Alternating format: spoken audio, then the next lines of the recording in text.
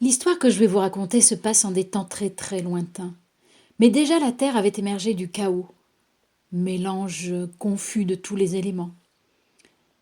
Elle était plate et ronde avec la mer tout autour, le ciel au-dessus et le soleil dans le ciel. Déjà le monde était peuplé par les titans, géants primitifs, et par les dieux. Et Jupiter en était le souverain. Déjà Prométhée, un titan ingénieux, avait façonné l'homme avec de la boue et de l'eau, et Minerve leur avait insufflé l'esprit et la parole. Les hommes s'étaient multipliés à la surface de la terre. Ils avaient vécu d'abord heureux, pieux et honnêtes. Mais avec le temps, ils cessèrent de s'entendre, ils commencèrent à se disputer, à s'entretuer, se quereller, et puis plus personne ne vénérait les dieux devant l'autel. Voyant cela du haut de sa demeure divine, Jupiter entra dans une violente colère. Il convoqua tous les dieux. Ils arrivèrent par la voie lactée. Ils prirent place dans la salle de marbre devant le trône de Jupiter. Jupiter était assis, appuyé sur son sceptre d'ivoire. La colère se lisait dans son regard. « Je veux détruire la race des humains. Ils ont commis trop de crimes. Je les savais malhonnêtes et méchants. Leur mauvaise réputation était parvenue jusqu'à mes oreilles. J'ai voulu en avoir le cœur net. Sous un déguisement, je suis descendu parmi eux. Ce que j'ai vu dépasse de loin ce qu'on pourrait imaginer. Je les ferai tous disparaître, je le jure, par le Styx. » Un silence se fit. Le serment par le Styx est le plus redoutable. Personne, même le maître du monde, ne peut revenir sur son serment. Un frisson parcourut l'assemblée des dieux. Si certains approuvaient l'idée, d'autres s'inquiétaient de la disparition des hommes. Mais qui viendra nous honorer, faire brûler l'encens sur nos autels ? Je prends l'entière responsabilité de cette affaire. Je vous promets qu'une nouvelle race d'hommes renaîtra bientôt, miraculeusement, pour repeupler la terre et nous vénérer à nouveau. Il se préparait à lancer la foudre sur les mortels, mais soudain, il s'arrêta, il suspendit son geste. Allait-il revenir sur sa décision ? Non, c'est simplement qu'il avait peur de faire flamber l'univers tout entier dans sa colère. Alors il décida non pas d'anéantir les hommes par le feu, mais par l'eau. Il enferma l'Aquilon, le vent capable d'écarter les nuages, et libéra le Notus, le vent du sud qui amène la pluie. Alors le Notus leva son visage effrayant, déploya ses ailes et d'une main pressa le ventre des nuages, et alors des cataractes d'eau se déversèrent sur la terre.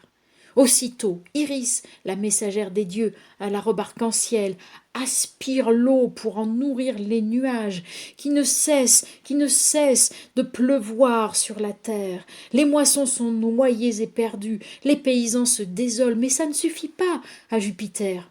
Il demande de l'aide à son frère Neptune, qui accourt du fond de l'océan.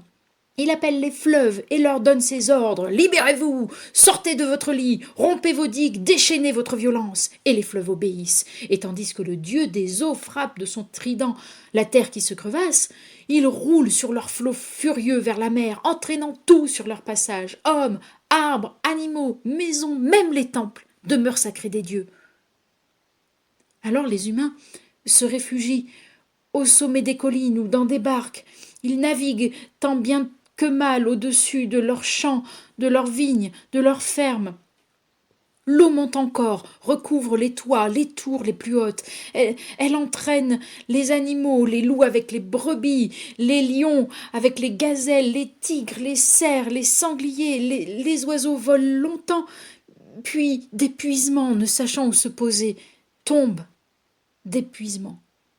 Tous les êtres vivants épargnés par la noyade finissent par mourir de faim. La terre entière est recouverte par une immense étendue d'eau sans rivage. Seul émerge encore le double sommet du mont Parnasse. C'est là qu'échoue la pauvre barque de Deucalion et Pyrrha. Deucalion était le fils de Prométhée, le titan qui avait modelé les hommes au commencement du monde. Pyrrha était à la fois son épouse et sa cousine germaine. On ne pouvait trouver homme plus vertueux, plus pieux, ni femme plus respectueuse des dieux. À peine eurent-ils abordé sur les pentes du Montparnasse qu'ils se mirent à prier les nymphes habitant ces lieux et la déesse Thémis qui rendait alors ses oracles en ce lieu. Jupiter remarqua ces deux justes. Alors, apaisé, il délivre l'Aquilon, repousse les nuages, fend le rideau de pluie. Dans l'océan, Neptune dépose son trident. Triton surgit, une conque à la main, et la porte à sa bouche, et souffle longuement, comme dans une trompe.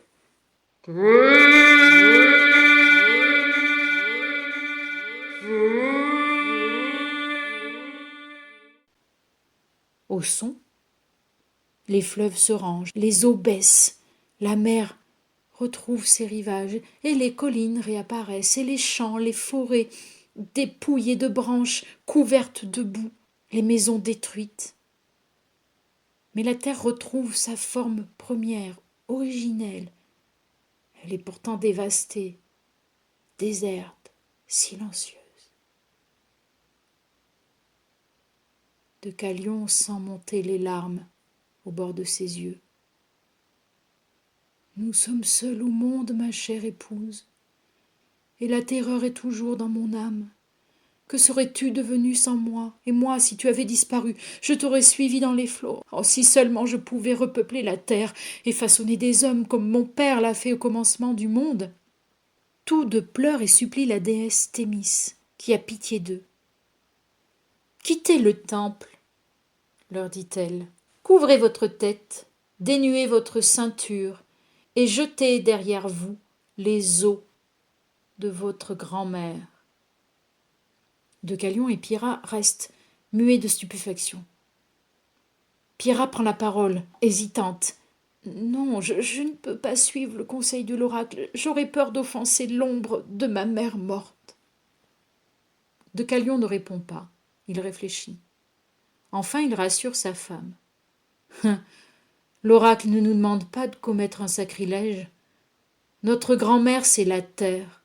Ses os, ce sont les pierres que nous devons jeter derrière nous. Essayons. Ils essaient. Et voici que les pierres qu'ils lancent dans leur dos en tombant se ramollissent, se gonflent, prennent une vague forme humaine, puis les parties humides deviennent chair, les parties dures squelettes, les veines de la roche restent des veines, et derrière Deucalion naissent des hommes, et derrière Pyrrha des femmes. Voici que naît la race nouvelle des humains, qui est encore aujourd'hui la nôtre, résistante au travail, dure à la peine, puisqu'elle a la force des pierres.